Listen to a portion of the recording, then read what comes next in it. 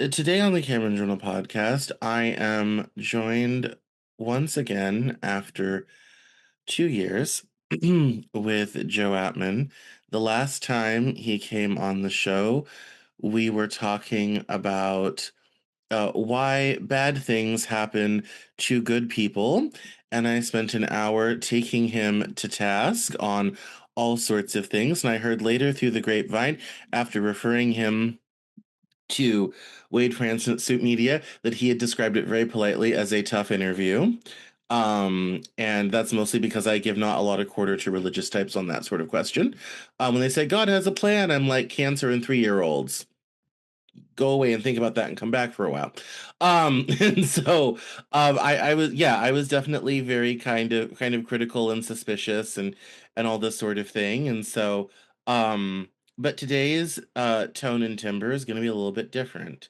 Um and that is because we're going to be talking about Joe Atman and everything, his books, his music, his fiction, all this sort of thing. And we're very, very happy to have him as part of the Suit Media family. After a long time of developing the relationship and becoming best friends with the big boss, we've got him back on the show to talk about his everything. He's launching a Substack. We're in hot negotiations on graphics and visual direction right now. I sent over graphics over the weekend. They said they had their own. We'll find out what it'll look like at the end.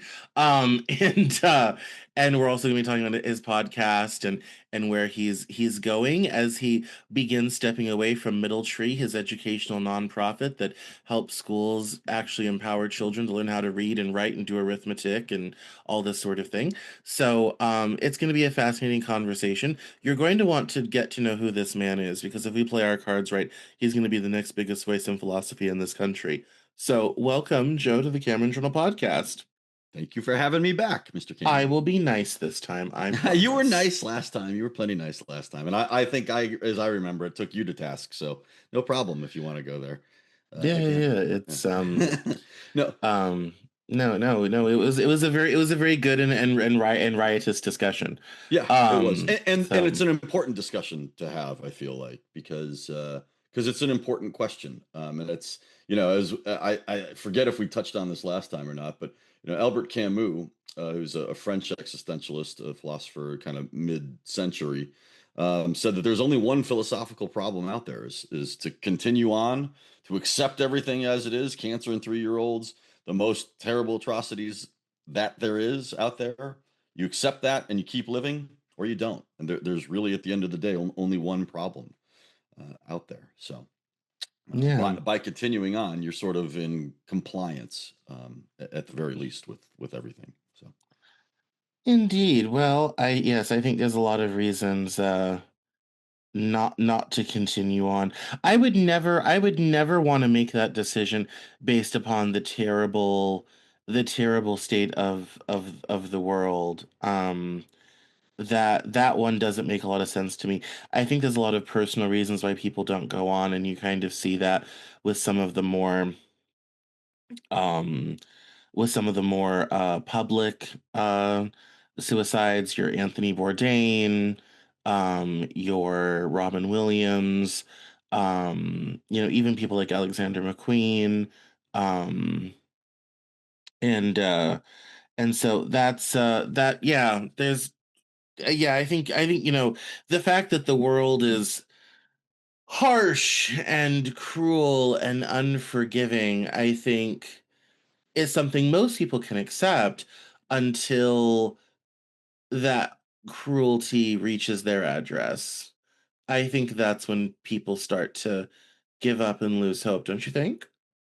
yeah, I mean, I think that's true. I don't think a whole lot of people. I think people, generally speaking, use those external difficulties as something more of uh, I hate to say but just an added layer um, of something to lean on, unfortunately, because they themselves are internally likely not satisfied with their own lives and their relationship, right, to the world and the life that they generally have. So Yeah. So yeah, I mean, that whole choice is is obviously a very personal one, but my rebuke to that would be that there's always hope. That every day the sun rises, there's hope, right? You never know what life has in store for you, and I would say also that I think it tells a lot about the nature of the world that uh, from every occurrence, something positive and good can happen. Um, or we can take every negative and at some point that transforms and transmutates into something positive. But that doesn't always happen in the reverse order, which is to say that not every good thing is always or can always mutate into something negative, where every negative thing can always transform into something good. And at the end of the day, it's really up to us, I believe, to make those distinctions, and give life meaning and give meaning to all the actions that we take, and who we are, and what our own importance is, and what we're supposed to be doing in the world. So that's at the end of the day, that's up to us to decide and grapple with. But I think it says a lot about, I think it says everything that we need to know, that there's always a chance that something beautiful and positive might occur. Where I think it's obvious that yes, terrible things happen and can happen, and they can happen out of the bad things can happen out of something that preempted it, that was positive, but it can always tends to shift back towards something positive and good and beneficial. So I mean, life and the world keep going regardless, right? They keep going, and it would be easier for it not to, and yet it does. And I think that says a lot about the universe itself and the construct of it, just in general. Yes. Um, yes, I think that's when people always fall back onto, oh, it's the little things, it's sunrises and sunsets and, all this sort of thing that people seem to cling to in those moments that from somehow they derive meaning. So Well, I've you have never to. quite understood that, but And that's okay. Then that's your lesson. I mean, and again, it's up to all of us to decide what it is that we want to take from whatever experiences that we have, right? We can glean any lesson, anything that we wanted. That's the beautiful thing about the independence of being a conscious agent in the form in which we are as human beings, is that we can extract any meaning we want to from any situation, good or bad. And it really is up to us to be the judge and jury about all of those things. You can look at a negative situation and you can focus on those negative elements, or you can look for what it is that might be something positive, that either comes from it or that is inherent within it. And I would tell you that if that you don't have to look too hard to see in almost every situation to see that there are benefits that could potentially arise from this, where I think you have to look a lot harder to see, in a real and tangible way. I mean, you can make up any fiction that you want to about any event and say, well, but and be negative about it. But I think that it's more of a stretch to do that than to say, and even in the worst possible circumstances, to look at something and say, I could see how, in the long run, as horrible as this might be, something good comes out of it. We learn from it and we evolve and we continue. And again, that's the nature. That's not just my optimism. And I am an optimist. I am a big time optimist. So I'll count that as a strike against me so far as the logic here per se. However, this is the pattern of the world. It is the pattern of nature. It is the pattern of evolution and science and just phenomena in general, is that it continues. It learns from what happens and continues on from based on what it learned from those, call them mistakes, call them difficulties, call them tragedies, whatever, and it continues. And again, I think that says basically everything you need to know inherently about the universe that we ourselves inherit. Yes, and oftentimes that continuing on does not include the people most profoundly affected by the recent tragedy, which Well, is not always a thing, but can sometimes be a thing. so yes, and that's absolutely true. Now we're assuming, of course, and maybe I'm jumping way ahead here, and I know we're supposed to talk about, my stuff, but coming out in my stuff here at some point, we're gonna be talking about consciousness and what it is to be a conscious being, especially within the human experience, and we're all assuming, like everything that we do, we assume that we're all operating on the same plane, right? That we all have the exact same experiences, that there's a field, that there's an earth that we inherit, there's a timeline. We're all here in late September of 2025, on planet Earth, in the Milky Way galaxy, whatever, right? Where that actually, when you break down what consciousness actually is, that actually might those experiences might be very, very different. Those individual conscious experiences might be very, very different than what we perceive of as individuals, which is to say that there might be a terrible tragedy that as an individual I observe, and yet that person for whom the tragedy, it seemed from my perspective, from within that tragedy that occurred to, it actually didn't happen to them because they have a totally different consciousness, a conscious experience. Whereas we could, and again, I'm going way, I'm going for the Hail Mary right here on the very first play of the game, but we could extract that all the way out to, you could observe someone's death, right? And that person is, as you mentioned, no longer with us. And yet, from that person's conscious experience, that occurrence never was, which is to say, they had a totally different experience. They may have experienced your death because we might not all actually be on the same conscious plane, although we think we are. There might be intersections. However, if we really unpack what consciousness is and what it is all about, what you observe and the actuality of that event might be very, very different than the experience of another individual observer. So much so that, again, the observation of that person's or individual's death might not have actually occurred from their standpoint. And if you believe in life after death, or if you believe in, that there is more to this world than we're aware of, that means that consciousness at the very least continues. And so is it so crazy to think that if consciousness continues and time in a way ends, time does not continue on in the way that we currently experience it? Is it so crazy to think that an individual could have a totally different experience or totally different timeline or totally operate on a totally different plane, or as science is starting to come around to, that there might be different dimensions entirely that individuals inherit and experience and set forth their on their very own, where they enact and observe something that jumpstarts an entirely new realm, an entirely new dimension or experience or universe itself, universes unto universes, where again, that tragic cancer within the 3-year-old and they perish, to that individual, that may never have occurred. But it's in your observation as an individual, it did. And again, we're going way, way deep right out of the gate. But that is, kind of a little bit of a sample of where my particular work within consciousness is leading us to, and we haven't.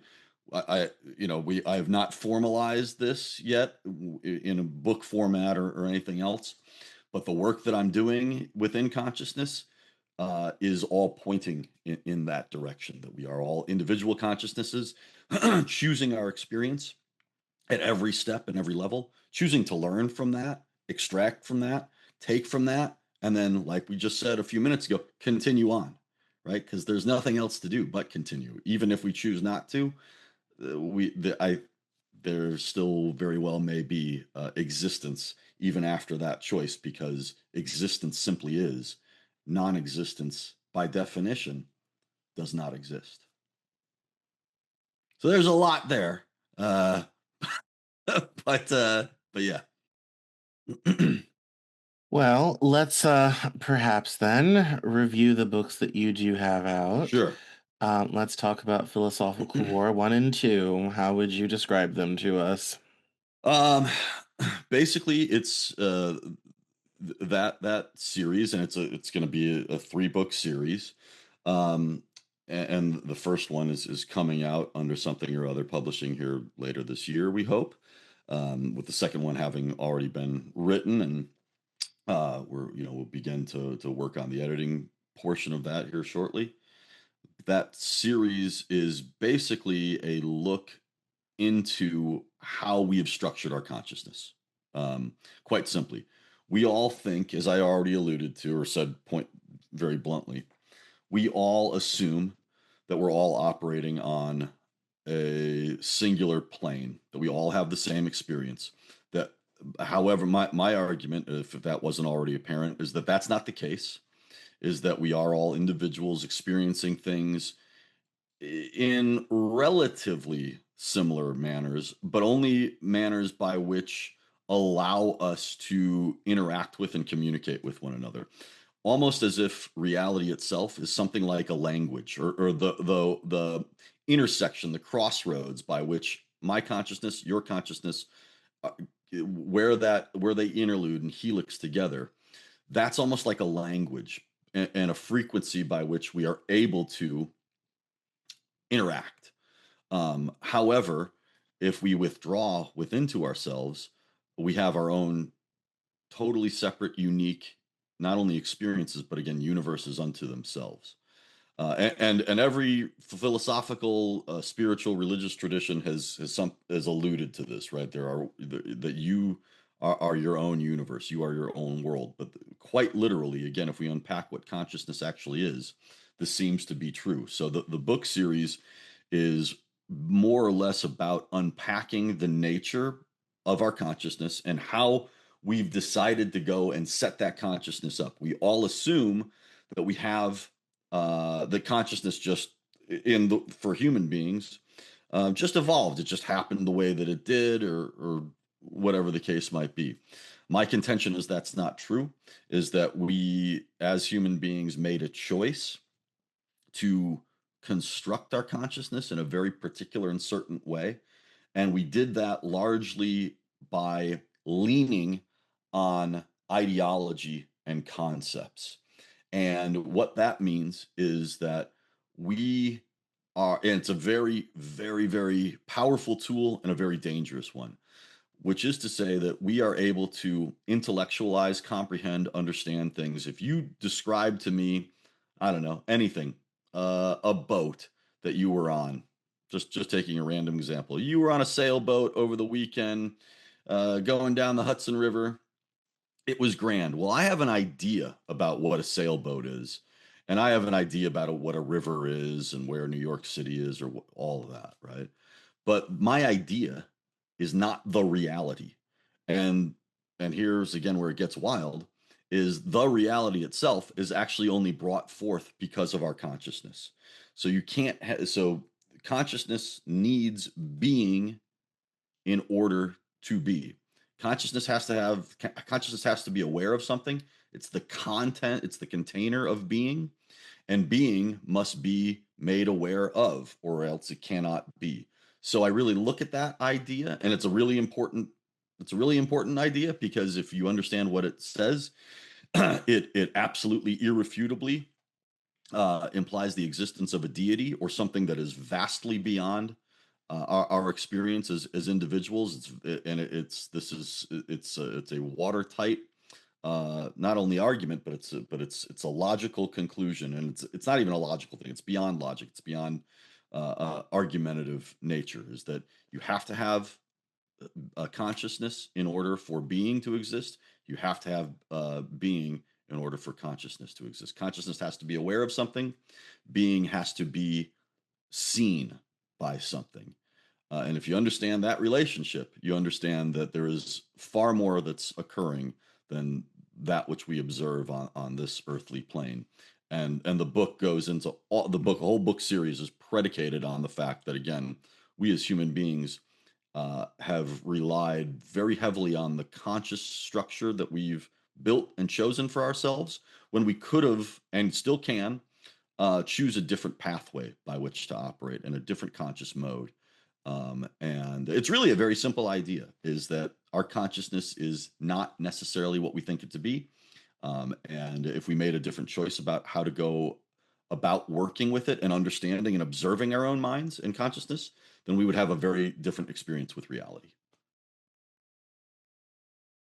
Yes, there is this idea about shifting our internal consciousness and our internal ideas to change how we experience reality. And I suppose call me an old-fashioned materialist, but I kind of think things are what they are. Horrible things are horrible things, miserable things are miserable things. It is what it is. I think especially in a lot of spiritual circles, there's a lot of spiritual bypassing going on because nobody really wants to stand up and say, yes, this was just a horrible thing. And there's no reason or logic horrible things happen. Nobody wants to have that conversation. So we've come up with a million and one ways to spiritually bypass dealing with that in favor of making people, feel better and be able to cope and handle with it. Whereas I kind of approach it as, or, and in my view, this has become a radical statement. I kind of think of it as, or people could just be miserable. People could just be sad. And rather than trying to stop people from avoiding that, let them have it. Like I think I think there's a lot of people who are afraid of the emotional baggage that comes with all of that. And I think some people think it will destroy them, and they're probably right. Um, but I also feel like there's a lot of coping and spiritual bypassing going on. No one's, I think, really okay with sitting in the, yeah, things suck. They do. Be with that. Or, and here's kind of where I get into it, or we could actually do something about it. Mhm. Modernity is built on the backs of people who looked at the world the way it was and said that's not good enough. And I Absolutely. and I feel so strongly in this day and age that and I think it's a sign of the times. People are not terribly interested in trying to change the world anymore. I think they're much more interested in trying to change themselves. This happened in the early 80s.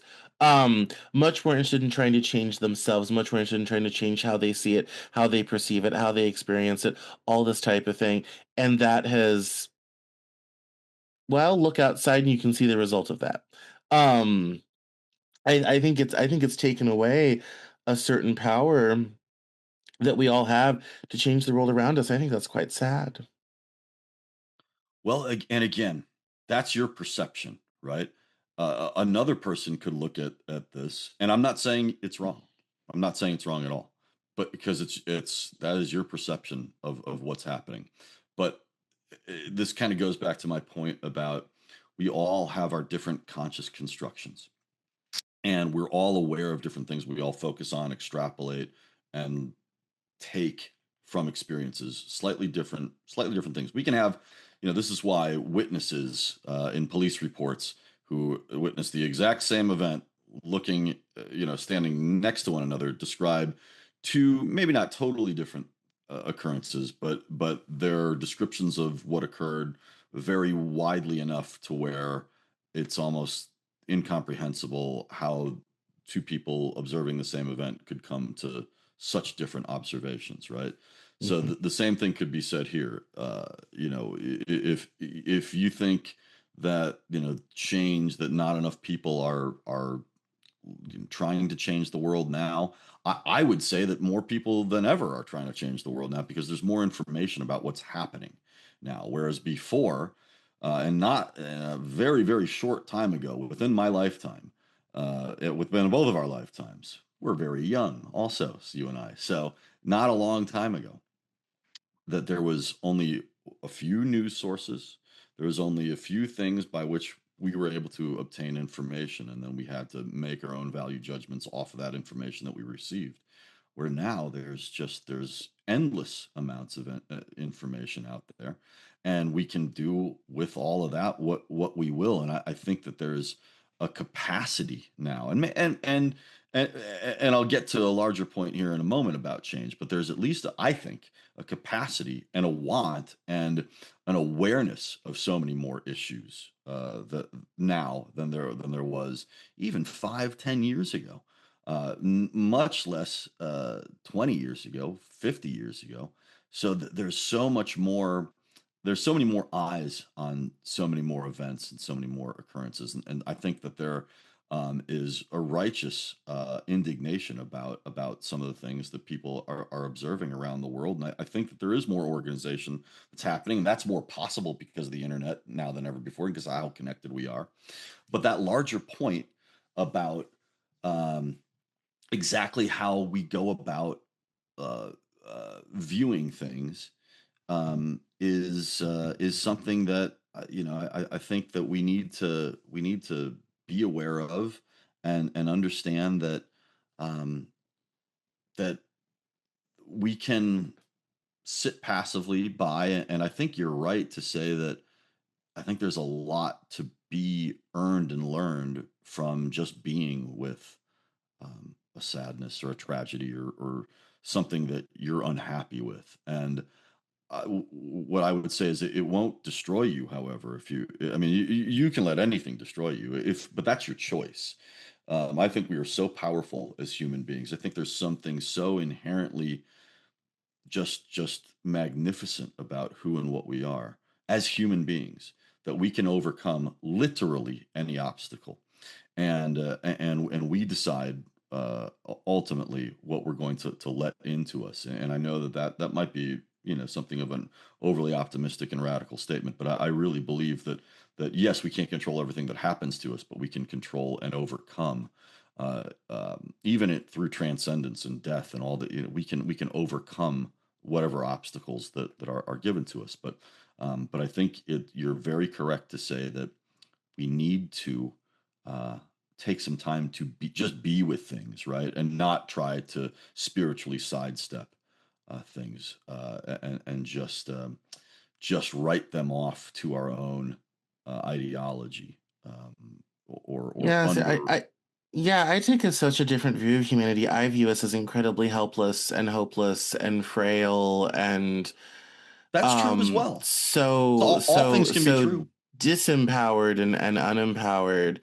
Um, when I was trying to do my TEDx talk on my new theory of human organization called individual collectivism, one of the things I push for, especially in the public space, is we have this superpower to recreate society in any way we want to, but there's a catch.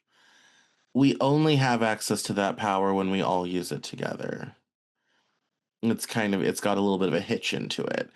And I think I mean, because people end up being, so incredibly vulnerable and needing of others. And I think so oftentimes in our individualistic driven society, we overemphasize that. And the reality is everything is, built on the shoulders, the work, the labor, the breakthroughs, the everything of millions of people whose names we'll never know, faces that we'll never see, all this sort of thing.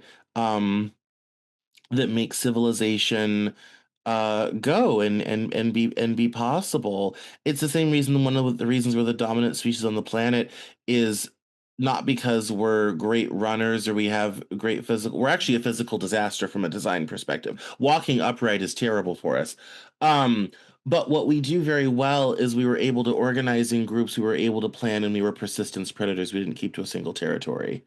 That's literally why we're the dominant species on the planet. We don't stay in a certain area like wolves and don't leave it. We're willing to keep chasing that whatever across the savannah until it's get tired and then we poke it with a sharp stick and that's the end of it. That is literally how human civilization, our ability to organize ourselves, to put together a plan. That and people, and people don't necessarily understand the gravity of that, but I said that singular ability granted us everything from agriculture to the assembly line, the ability to organize ourselves. And that is, and I think if there's anything, I think this is kind of really quite sad is I feel like we've somewhat lost that ability in our modern age. But it is what undergirds everything. Without it, we're lost. Yeah, but and I hear you. But what you just described is uh, a being, a species that had all the same environmental exposures that all sorts of other beings and species who they shared that space with um, were also exposed to, and, and we triumphed. We saw, those challenges and came up with new and innovative ways to grapple and deal with them.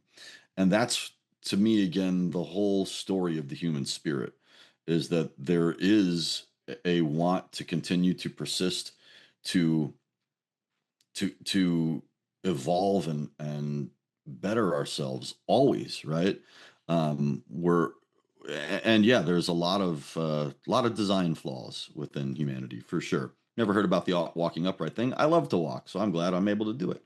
However, however, it is weird that we can't sleep without a pillow or need toilet paper and stuff like that. So that is really a basic biological questions that you have to ask in design. But anyways, that capacity, and you said that our superpower is also that we can organize and aggregate. That's absolutely true. Other species are quite proficient in those endeavors also, but human beings do it in this very unique way. I think by and large, at least partially because of there's a lot of dissension and there's a lot of conflict and there's actually a lot of clashing that human beings have while aggregating and organizing. And through that sort of conflict, we come to better ways by which we do things. We argue it out or we fight it out, and we have hopefully from there a better understanding of how to move forward. Even if the winner of that argument or fight or whatever might not ultimately be correct, that will be proved out through time, right? And we learn a lesson there as well. So we're a species, or as I like to refer to us more generally, as a particular kind of being. Human being, being human being, is a very unique kind of being in the universe, I imagine. And what is indomitable about our being is our spirit and is our want to persist and continue and move forward. And there's a reason why people gravitate towards that message and not towards ones of resignation. Is because that's so inherent with us, and resignation is appropriate in some instances, but ultimately there's no choice but to continue. There's no choice but to persist, even if, as we said at the very top of this, you choose. There might only be one philosophical problem to continue on or not. I think if people actually make that ultimate and I think terrible and misguided choice, that they will see that uh, the joke is on them, because there's always going to be a continuation of consciousness and being in some form. Yeah, I think our ability to do creative destruction is incredibly valuable and to keep iterating on new things and ideas. I also think that's one of the things that we're very good at in the United States, is we keep, we're willing to tear stuff down, start over. We're completely willing to overturn the whole apple cart and to make things more efficiently, go a little faster, do a little more, all this type of thing. A lot of the rest of the world doesn't have that. Um, and I think there's, I think to some degree, right now, we especially are struggling because as our population ages, they're much more comfortable with keeping things the same, and young people are kind of like, "That's lovely for you, for you." That's lovely if you're in that demographic, but for the rest of us, if things are not so great, we'd we'd love to have some creative destruction and move things in a different direction. And I think, that's a political problem for any country. And that's, with every new generation that comes along, you're going to always have that tension. I think one of the things that I think some parts of the rest of the world does that I think we don't do very well, is we're not so good at hanging on to tradition. We're not so good at hanging on to a central theme or idea that really animates us. We're a country without a central ideology. And it really shows, especially in international politics, because we're rocking up to these countries to be kind of like, well, that seems impractical. And they're kind of like, we don't care. We're not here to be practical, sort of thing. And it's so confusing to the American brain that it's kind of like, yeah, that's because they're animated by something else that's not pure pragmatism. And We're our country's a very deep, in that way, we're all New England because we're a very deeply pragmatic country. And we don't let things like religion or tradition or ideology get in the way of, well, does it work or not? In India, they'll keep a system not because it works, but because it's always been that way. mhm. China's a 4,000-year-old civilization. They think in decades and centuries. We're kind of like, we don't know what we'll do tomorrow, sort of thing.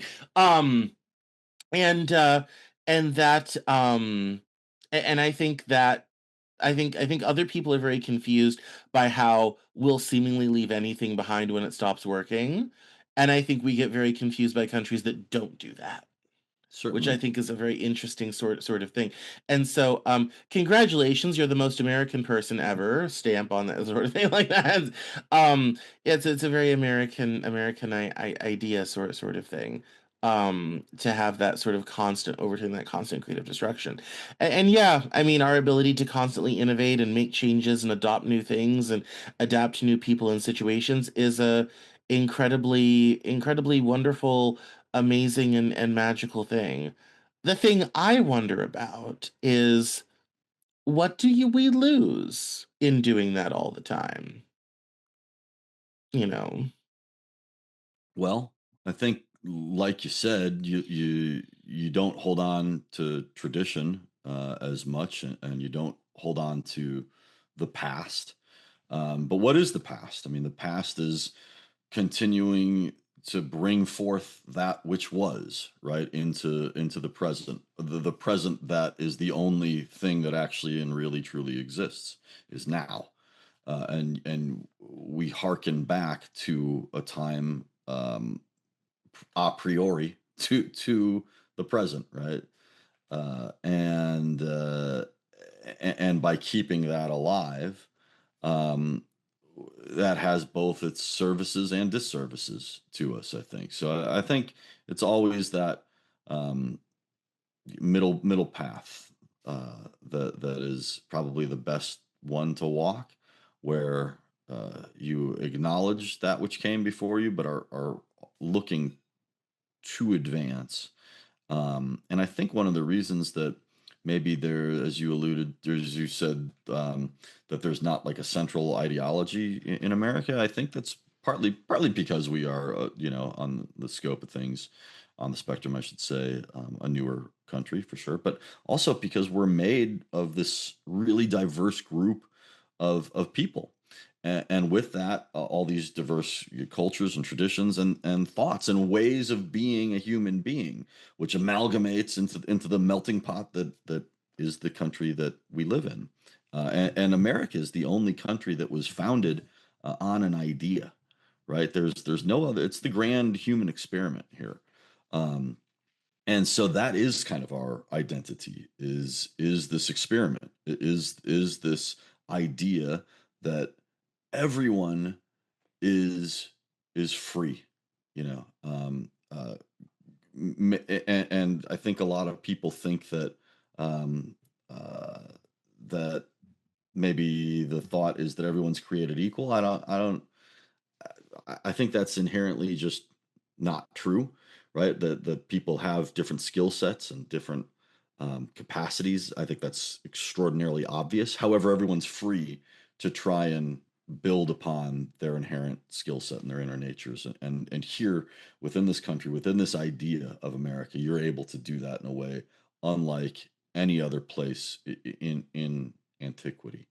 And so what do we lose by doing, this, or going about the business, in the ways that we do? Well, we lose that past um, that a lot of people, that I think there's some wonderful things to extract from, um, but also, you build on those things, and you move forward. Well, I'm big into Eastern culture, and there's a great saying, a Zen saying that says you use Zen like soap. First you wash yourself with the soap, and then what do?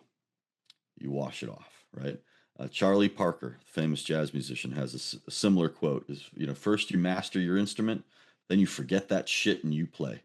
And so I think you have to, again, acknowledge and be conscious of where you came from, and those mores and morals, those guiding principles, um, from whatever tradition that you are a part of, or have a resonance with. Uh, but then I think you are obligated to advance the story as well in your own terms. Hmm. No, that's absolutely interesting. We're about to go over, so we should probably talk about fiction and music. Okay. So, Yeah. um, why don't you tell us a little about those things? Sure. Fiction. Yeah, I've got a fiction book out that I hope to be publishing with Soup at some point, also called Something Known. Um, uh, it's a story about, this might not surprise you, a monk who escapes with a great secret from his monastery and implements it on the world, to the it sort of uses, this village as it's his experiment, um, on what the secret knowledge does to people. And so again, that book is called Something Known. I wrote that, gosh, a long time ago, and I've never actually written a follow up to it, or another fiction book. But I'd love to have the time to do that here, and hopefully I will. In the upcoming months and years. But and musically, I play. I'm a piano player, and singer. I did the piano bar, thing for a long time, and played those kind of gigs. Took requests, did all sorts of stuff. I've got an album out, and another coming. And I've recently kind of set up my own recording studio, and so I'm really excited to put out more work than I've ever been able to before. I love lots of choirs and singing and voices and stuff, and so that's very prominent in what I do musically. And music's just a great outlet. I consider myself much more of an artist, um, and philosopher than anything else. And philosophy is its own kind of art. I think it's conceptual art, or it's thought art, in a way, right? And so I really enjoy being able to focus on those kinds of things, and I'm really excited to continue to be able to do so. So No, no, of course, of course. I just wanted to give them a mention because some people don't necessarily. We didn't let's cover it last time, so people don't know about all of these things. sure, Um, I appreciate that. so yes, yes. So, what would you say is the philosophy of Joe?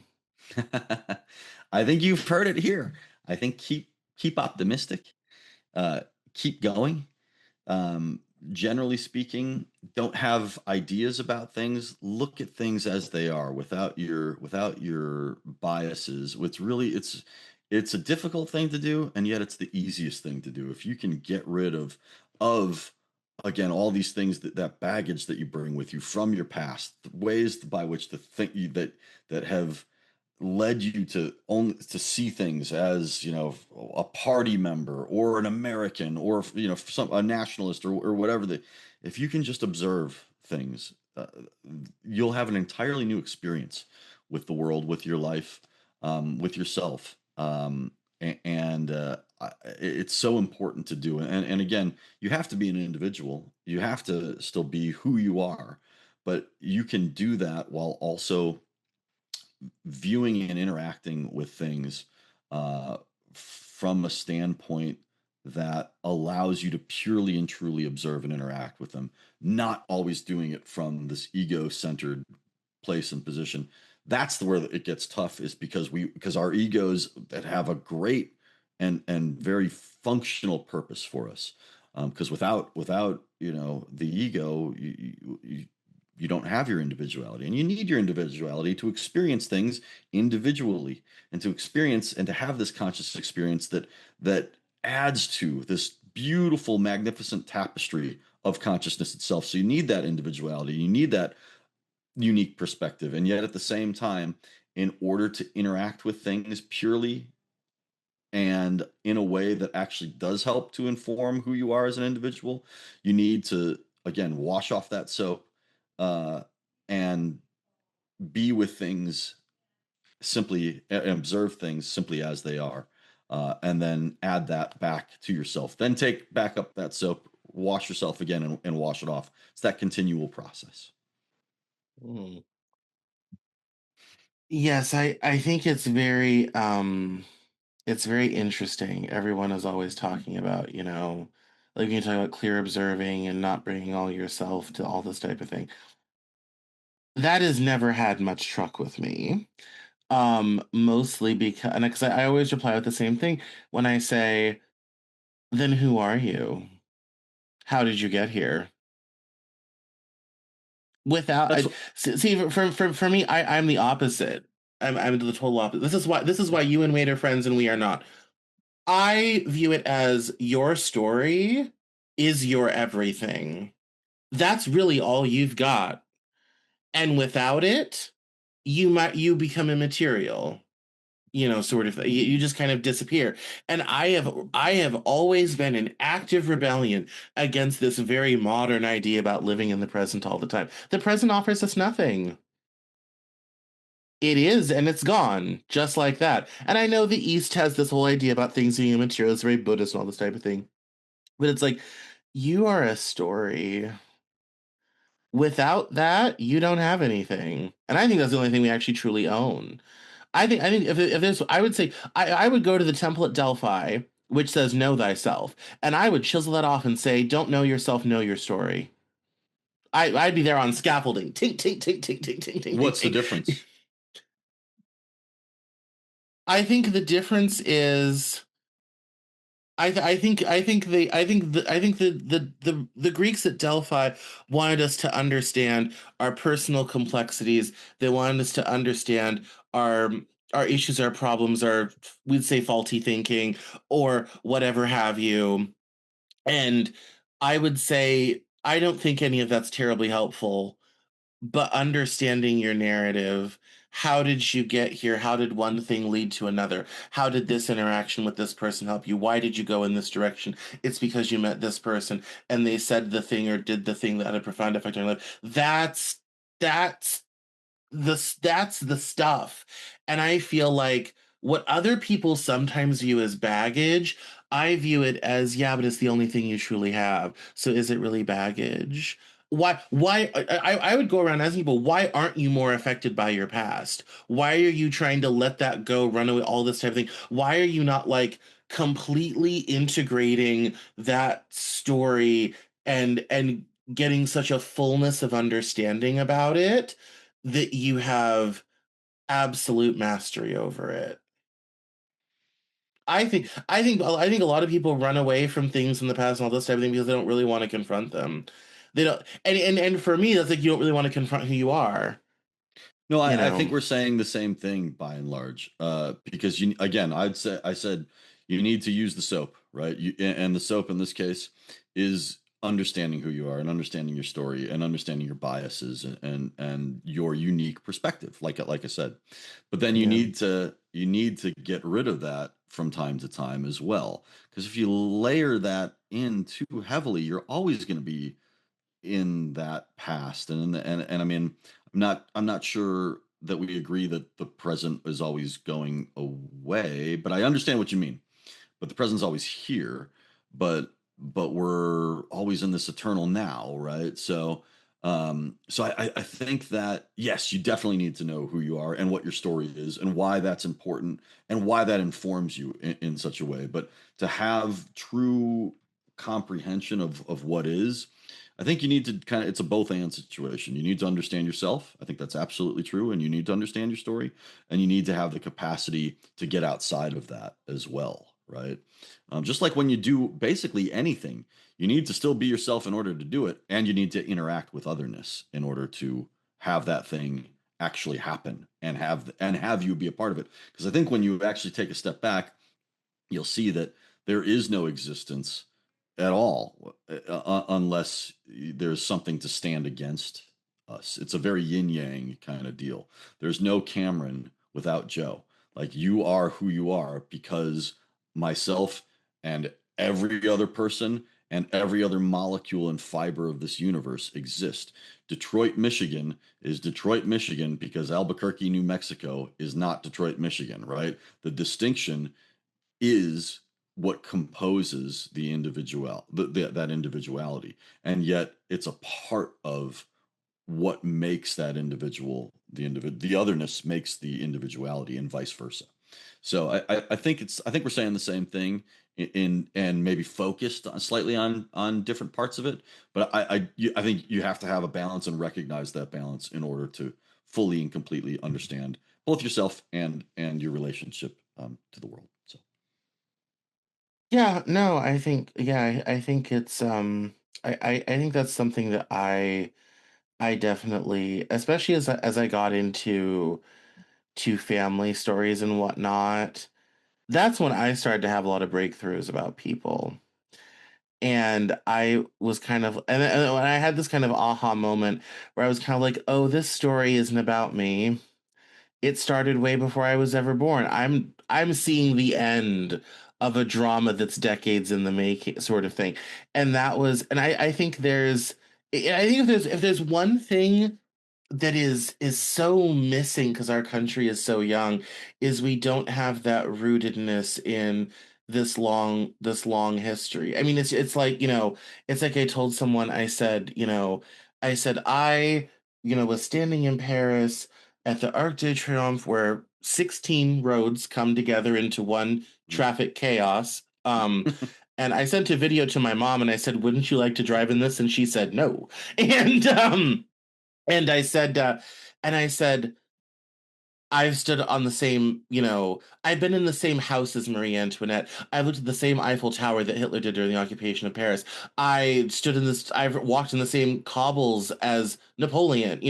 I've Mhm. been to the Roman baths in Bath, England. I have, crossed the same pavement as royalty whose names you know, commoners whose name you don't, all this sort of thing. And I said that to me is so incredibly fascinating to live with and to incorporate and to have that connectedness to to the past and to understand your chapter in that bigger story.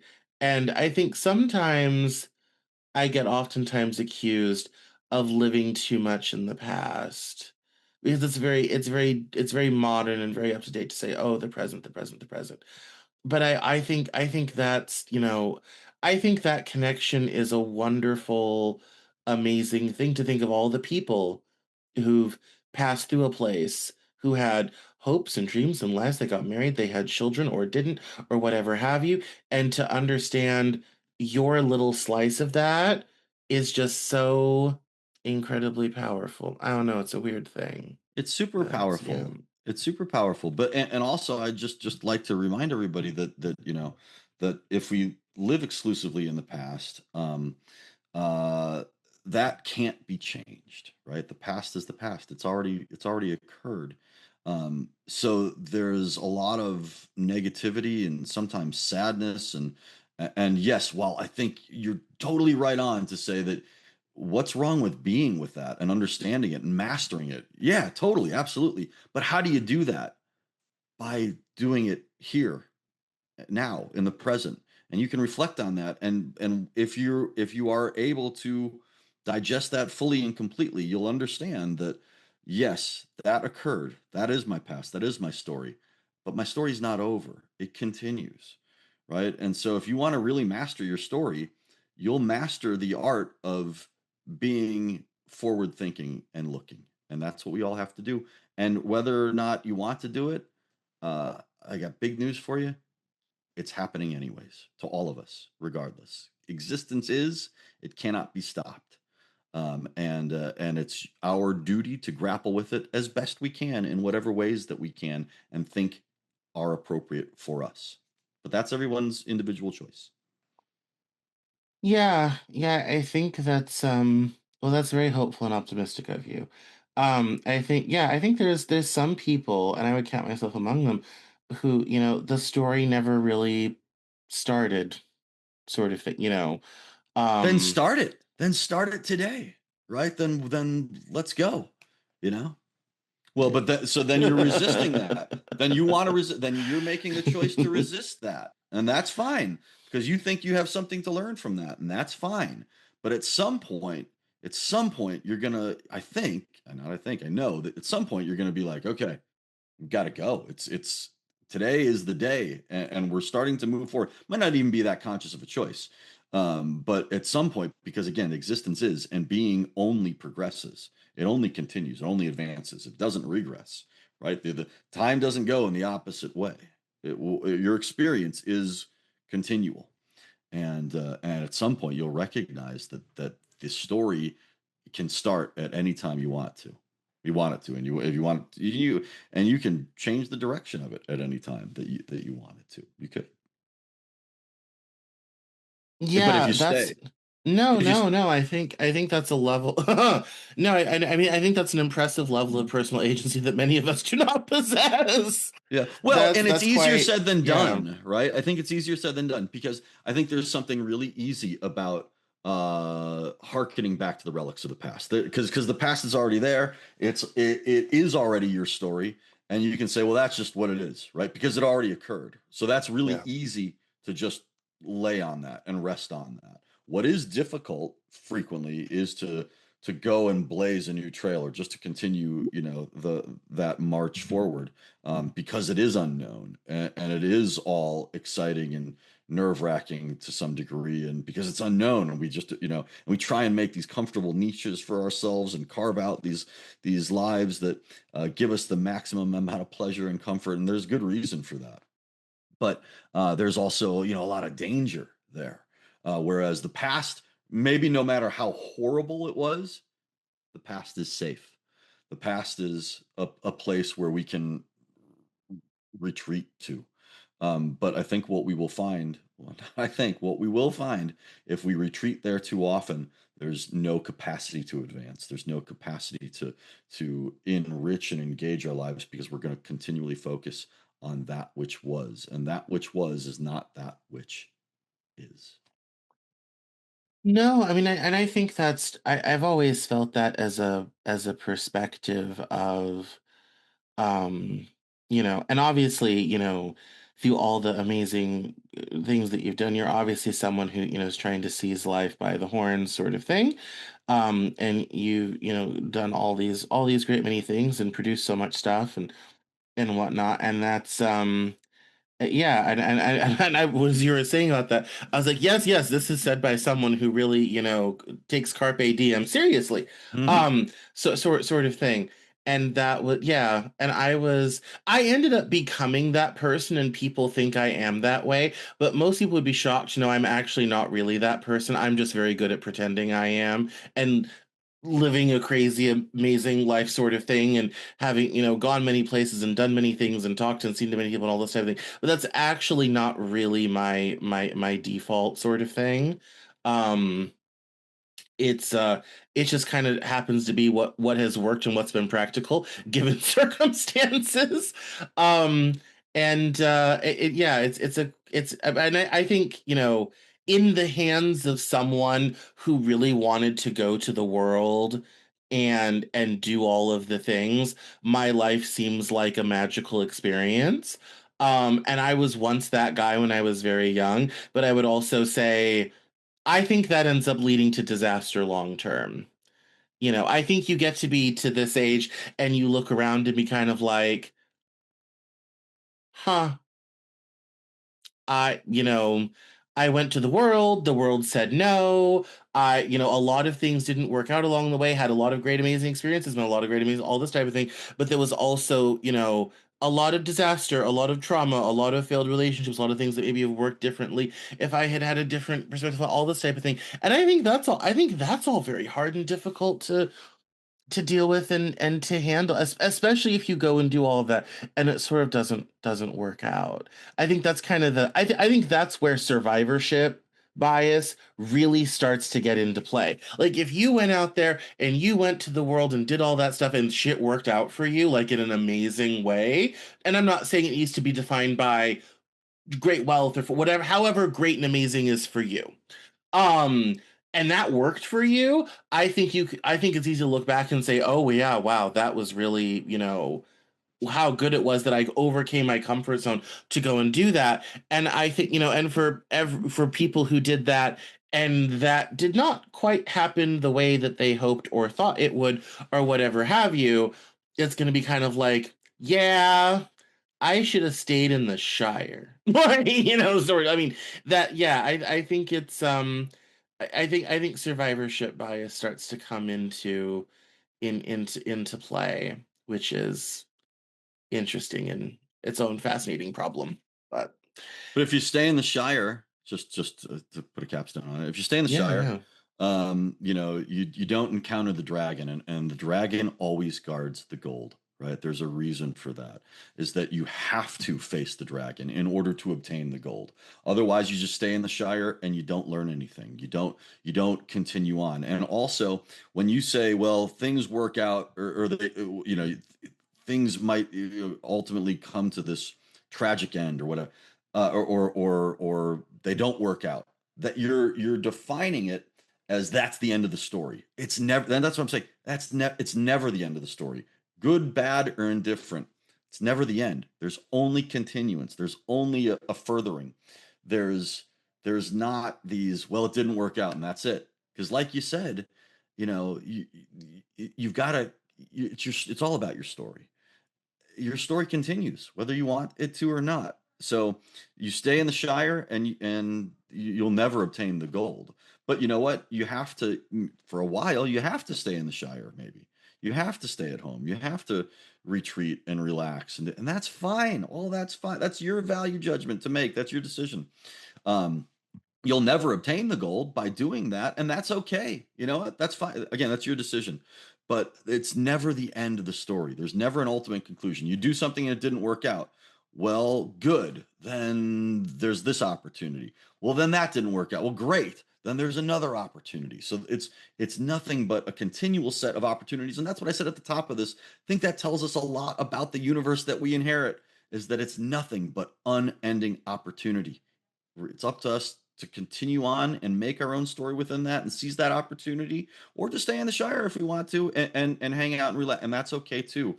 But there's always opportunity. There's never a finality that we are up against, and that's the end. There's only a continuance of being, and experience, and consciousness, and all the beautiful things, and some of which are horrible, but then can be turned into beautiful, that come with all of that. So. I think that's an excellent place to stop because this episode has gone on far too long, as they usually do on these sorts of subjects. And as I knew that it would, because these types of guests always go over. Good Lord, that was me. I knocked something off the desk. So hang on. How embarrassing. Um, anyway, at this point of the show is where we do plugs and tell people where they can find you. So why don't you tell us where we can find you online and keep up with you? Sure. You can go to josephatman.com. Also, we didn't talk about this at all, but I founded a nonprofit, educational organization called Middletree. Middletree.org has a great mission to make sure that students get an education that is personalized, unlimited, and affordable for everybody. So you can learn more about what it is that we do. Go into Middletree.org. Again, josephatman.com has all my content on there. Spotify, Joe Atman, It Took the Village, and more music to be coming out shortly. And then I think you need to tell everybody where my Substack can be found, because I'm not sure about those details yet. So, but you're in charge of that. So Yes. So the Substack is josephatman.substack.com, there you go. and it's called The Philosophy of Joe. So please make sure to go in and subscribe there, of course. And yes, and that we'll have fresh new content coming shortly. And I know we will, because I just had to share the folder for it and I still have to read it and post it. And when I say me, I mean Adonis. And and so and eventually we have to figure out what the visual branding is gonna look like. So which we'll handle over email, which is always fun. So well, thank you, Joe, for coming on the Cameron Journal podcast once again. Thanks for having me, Cameron. I really appreciate our dialogue, even though we come from different points. I think that's the beauty of being able to hash this stuff out together and hopefully learn from one another. So I thank you so much for having me.